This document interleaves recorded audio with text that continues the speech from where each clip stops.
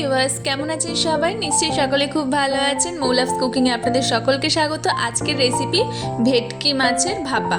তো চলুন দেখে নেওয়া যাক কীভাবে করলাম। এখানে ভেটকি মাছ নিয়ে নিয়েছি, এবারে মশলা করে নিচ্ছি।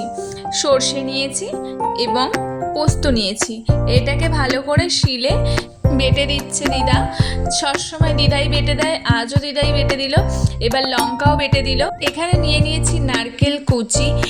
এরপরে আমি এই মাছের মধ্যে দিয়ে দিলাম সর্ষে পোস্ত বাটা, দিয়ে দিচ্ছি লঙ্কা বাটা এবং দিয়ে দিচ্ছি নারকেল কুড়োনো।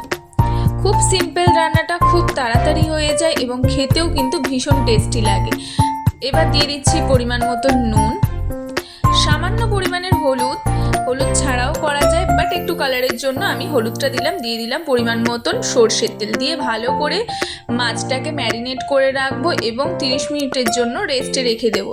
এখানে আমি ভেটকি মাছের ফিলে নেইনি, বাবা গোটা ভেটকি মাছই কেটে নিয়ে চলে এসেছে। আর আমার ভেটকি মাছের ভাপা খেতে অনেকদিন ধরেই ইচ্ছা হচ্ছিল, তো ভাবলাম এই মাছ দিয়ে আমি ভেটকির পাতুরি করে ফেলবো। আমি একটা ঝাঁঝরি থালা নিয়েছি, সেই থালার মধ্যেই কলা পাতাগুলো বসিয়ে একে একে মাছ সাজিয়ে দিচ্ছি। যেহেতু আমি ভাপা করব তাই জন্য আমি ঝাঁঝরি থালাটা নিয়েছি, যাতে স্টিমটা ভালোভাবে মাছের গায়ে লাগে।